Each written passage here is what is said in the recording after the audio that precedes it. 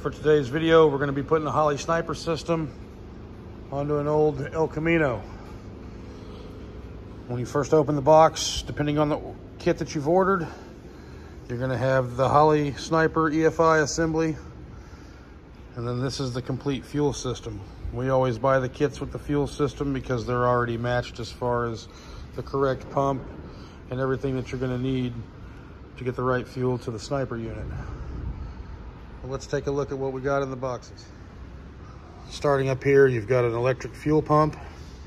Comes with both a pre and a post filter. Comes with all the fittings that you're going to need so that you can hook the 20 feet of included fuel injection hose to make all your connections. Comes with the special fuel injection clamps, some crush fittings. Comes with this little corrugated straw that goes on your return bung back into the fuel tank. And this is everything that comes in the master kit. This is the contents that's actually in the Sniper box, not in the master fuel kit box. So the first thing you're going to see is the actual Sniper EFI unit itself. It also comes with an ignition coil driver that we won't be using in this application. An oxygen sensor. This is the control panel that we'll use for initial setup and also to monitor the vehicle and its systems. A temperature sensor, a base gasket, air cleaner gasket, full instructions. This little set here is for putting the oxygen sensor on the exhaust pipe. There's a gasket and then a clamp-on bung for the O2 sensor. This is your main wiring harness. This is the one we'll be using for the majority of the install. It comes pre-wired with the relays for the fuel pump already, and it's just a single wire. We'll get to that when it's a little later in the installation. This wiring harness here, just like the ignition coil driver, won't be used for this installation. It's just another accessory. It's mentioned in the instructions how to use it, but on the General Motors installation, we just won't be using it. The first part of the installation, we're going to have to come under here, remove these bolts, remove the fuel lines, and we need to drop the tank so that we can drill for the return.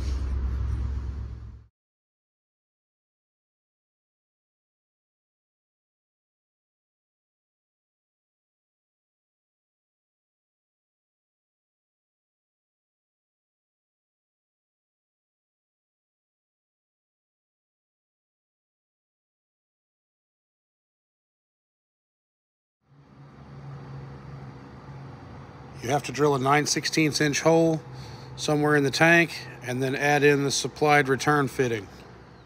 When you are assembling the filters, pay attention to the flow that's indicated.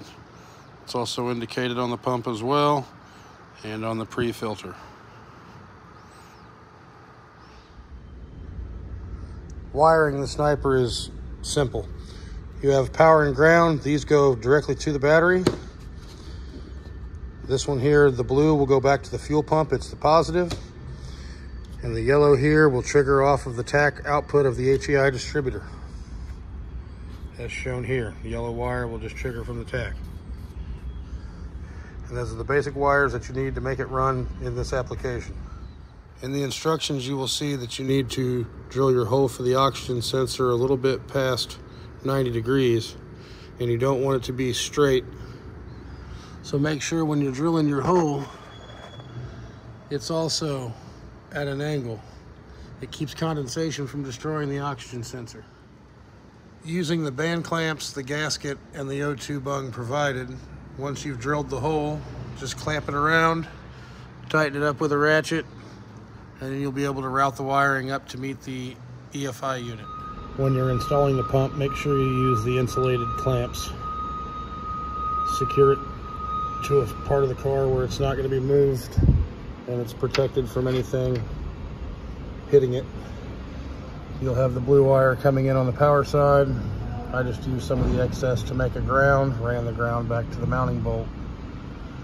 That completes the installation of the fuel pump. On this particular vehicle, the mechanical fuel pump was removed and we had to install a block-off plate so that oil would not leak from the engine. This is pretty typical for most Chevy V8s. One thing that we have found makes installing the Sniper a lot easier is to replace the studs and nuts with socket head cap screws. These give you a little more clearance around the computer itself. You will need to find a good switched ignition source that has power while the car is cranking. On this particular car, there was a plug on the fuse box. We verified that it had 12 volts during cranking, and that's where you hooked your switched power to. On this particular vehicle, it's going to pull ignition signal from the TAC output of the HEI distributor. So put a female spade terminal, attach it there. It's the yellow wire on the harness. I just had to extend the wire, that's why it's blue. But it's actually the yellow coming out of the main harness on that side. When making your fuel connections, this will be the return line going back to the tank coming out of the fuel pressure regulator. For fuel inlet, you have two options on the front, one on either side, and you can use also one on the upper driver's side. In this case, I had to purchase a 180-degree fitting for here and a 45-degree fitting for over here because the kit only includes straight fittings, and that made routing the lines a lot easier. So depending on your application, you might need to buy other fittings than what are not included in the kit. Initial setup for the Sniper is super simple. Go to Wizard, find the one that you've purchased. It's going to ask how many cylinders. It's going to ask engine displacement.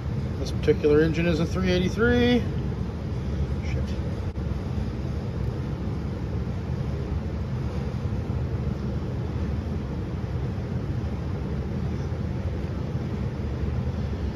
Target idle speed.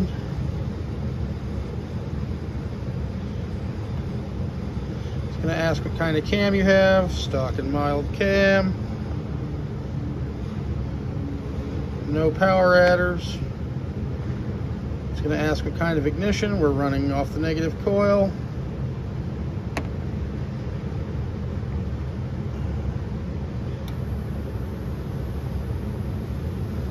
And now we're ready to start. Well, let's try an initial startup and see what we get.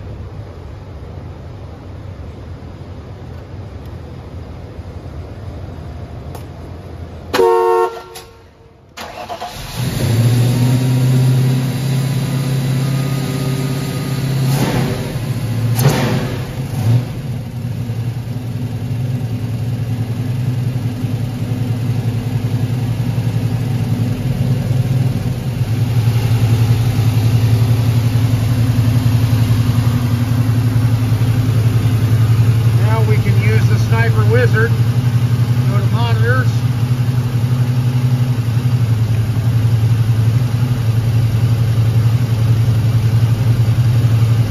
and we'll see everything the engine's doing.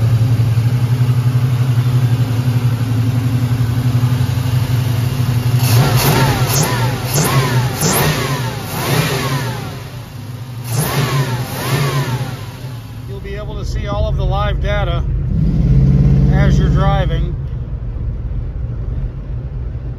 using the Sniper monitor that's included. It will also show you when it's in learning mode. The more you drive it, the better it runs.